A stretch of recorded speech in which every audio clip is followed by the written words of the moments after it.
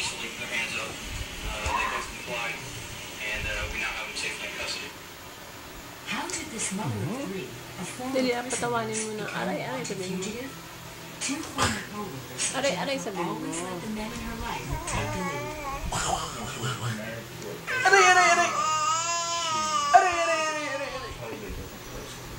Aray! Aray! When she's by herself, she's very confident. Very Ano ikaw?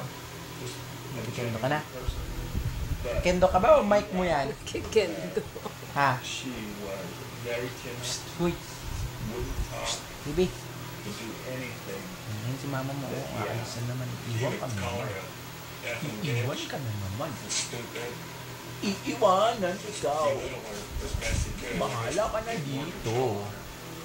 Saan kayo pupunta? She said that Kukuha ng palala. Kala ko kagabi pumupunta rin kayo. Hindi, yung isang araw yan.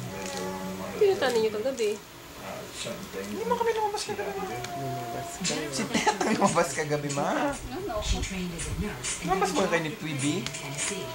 At kagabi, hinatid namin si Phoebe, ma. Bumili tayo ng kami ang ayun, Bakit ikaw nung nagkikendo? Kala ko ba siya ang papakendoin mo para paluin niya yung mukha mo? 35-year sentence, aggravated assault and aggravated robbery. August 25th, she was caught sneaking food, actually from her house to George Hyatt. She lost her job at the prison. Later, George and Jennifer asked for permission to marry. The chaplain married George and Jennifer Hyatt on Nagagalit ka? Nakikikain lang ako ng paa? between the inmate and the bride. Nagagalit? George Hyatt. Did have phone privileges, and Jennifer Hyatt was The inmates' calls and letters are monitored, so they found another way to communicate. when Hindi na siya inmate tumatawa. Hyatt was being searched, we found a cell phone. He had it hidden in a peanut butter jar. On August 9th, George was Ay, sabi mo.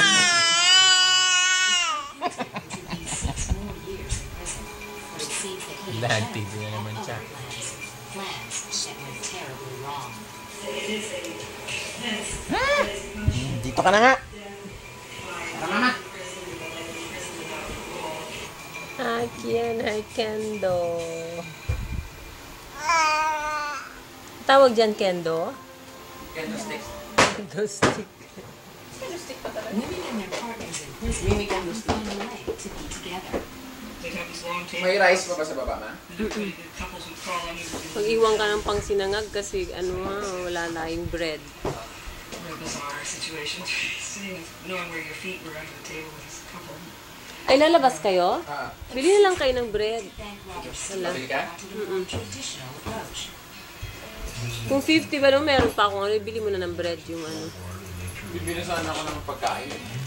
Ay, pagkain ka naman dito. Ano lang yan? ilang 7 o'clock ako bukas. 7 si Ted.